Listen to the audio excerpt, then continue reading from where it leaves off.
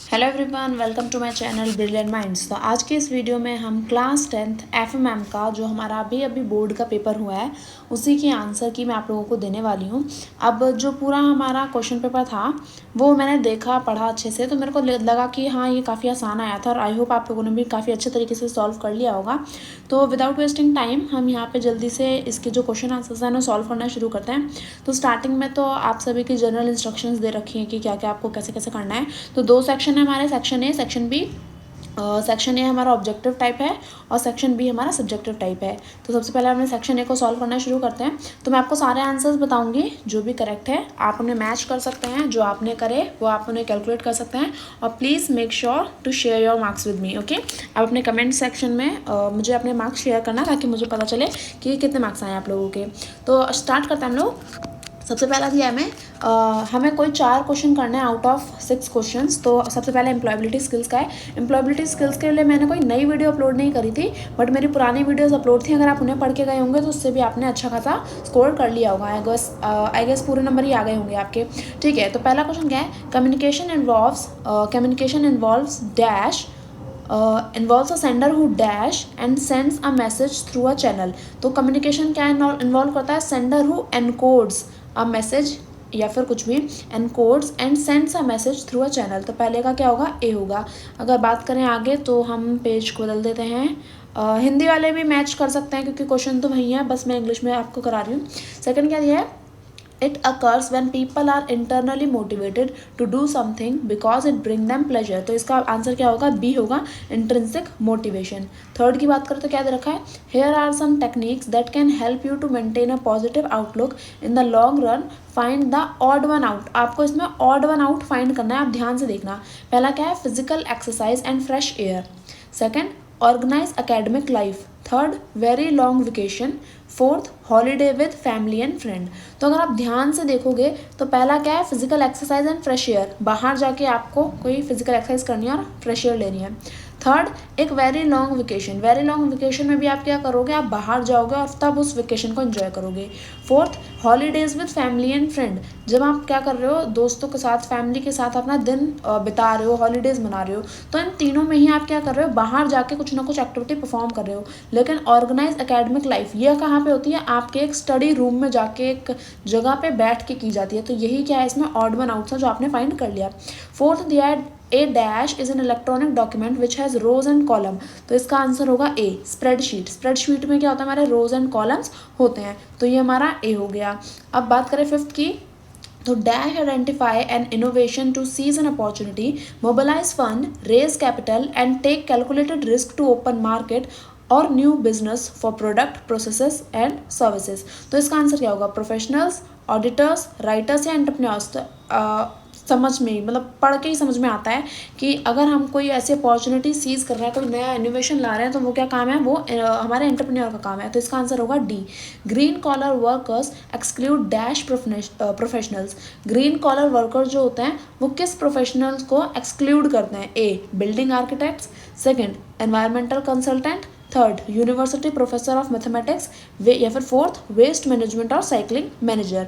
तो इसका आंसर आप लोग मुझे बताएंगे क्योंकि देखो इसमें से 4 क्वेश्चन करने थे, मैंने फिर भी आपको 5 करा दिए। तो आप इसका आंसर मुझे कमेंट सेक्शन में बताना। जस्ट किडिंग, मैं ही आपको इसका आंसर बताऊंगी।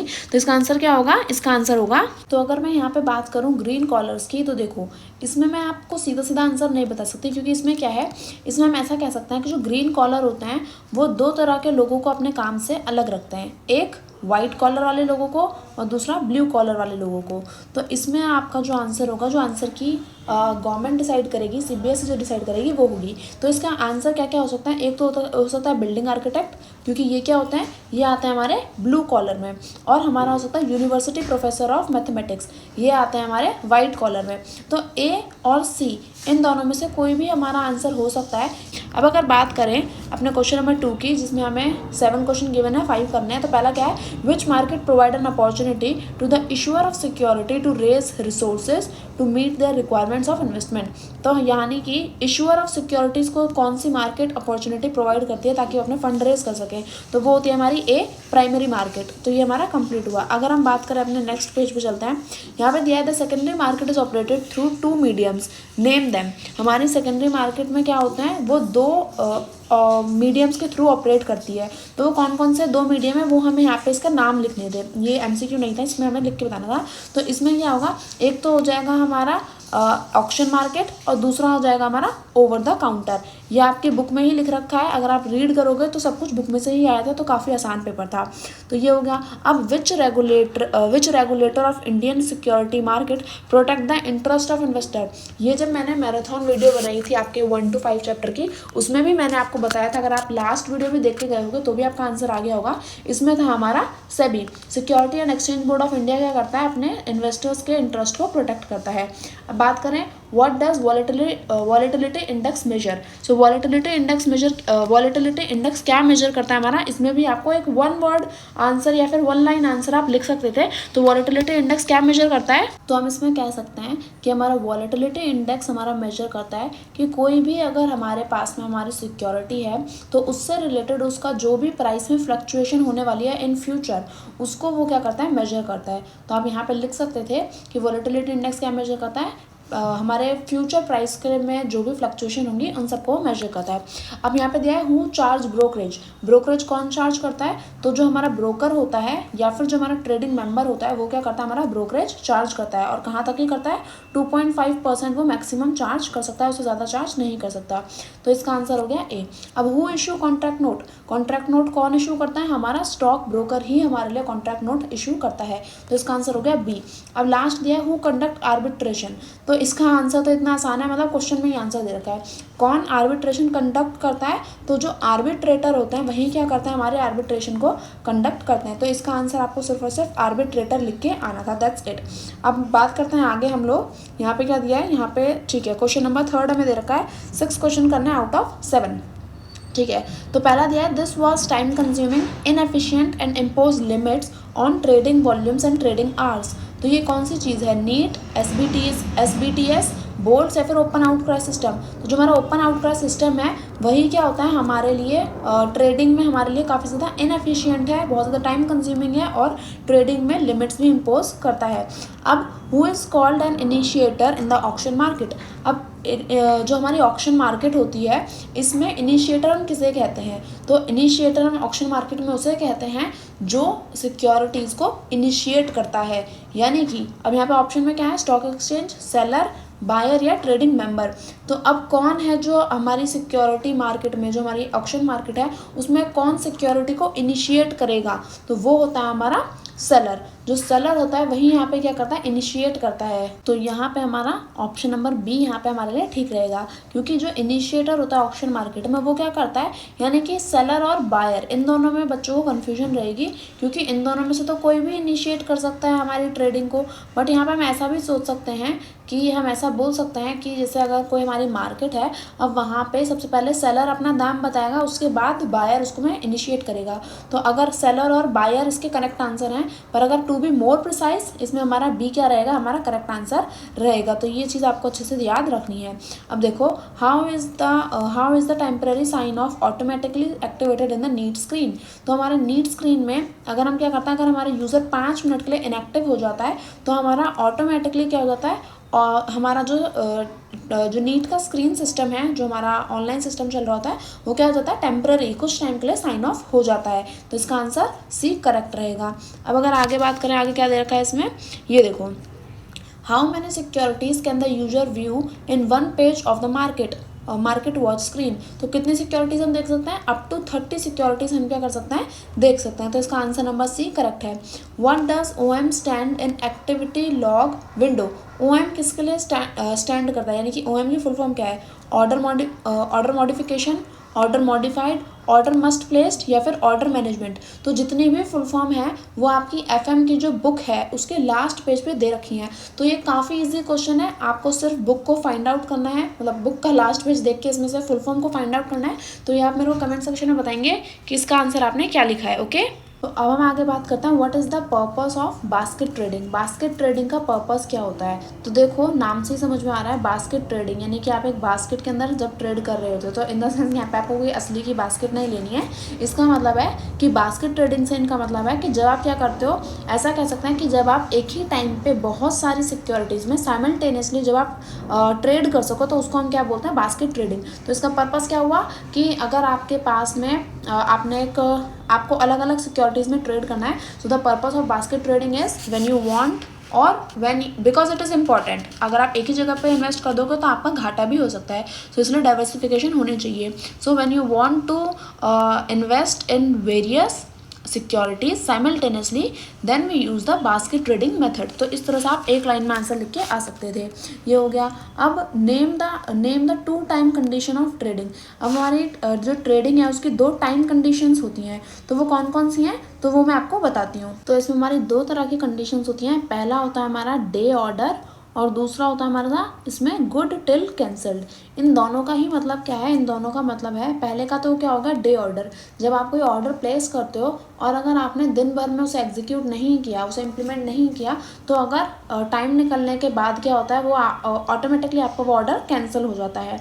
और आपका गुड टिल कैंसिल में क्या होता है? गुड टिल कैंसिल में होता है कि आपने एक ऑर्डर अपना प्लेस किया और जब तक आप खुद उसे पर्सनली जाके कैंसिल नहीं करते हो या फिर उसे एग्जीक्यूट नहीं करते हो, तब तक वो क्या रहेगा, वो ऑर्डर आपके लिए एक्टिव रहेगा। तो इस तरह से यहाँ पे हमारी दो टाइम कंडीशन से जो हमने कंप्लीट करी। फोर्थ क्वेश्चन देखते हैं। इसमें टोटल 6 क्वेश्चन है, आपको 5 कंप्लीट करने थे।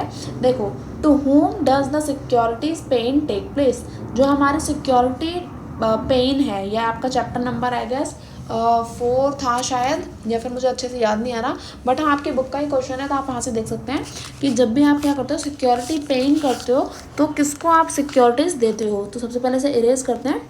ये देखो, to whom does the security paying take place. तो क्लियरिंग कॉर्पोरेशन, एनएससी, बीएससी या फिर एनएसडीएल। तो हम अपने कह सकते हैं बी ऑप्शन, एनएससी यहाँ पे करेक्ट रहेगा, क्योंकि जब भी हम सिक्योरिटी पेन डे होता है हमारा, तब हमारी सिक्योरिटीज हम क्या कर देते हैं, एनएससी को, जो सेलर होता है वो एनएससी को सोल्ड कर देता है। अब अगर आगे बात करें तो क्या दिया है, a dash procedure is adopted to determine the net settlement obligation delivery receipt position of CMS.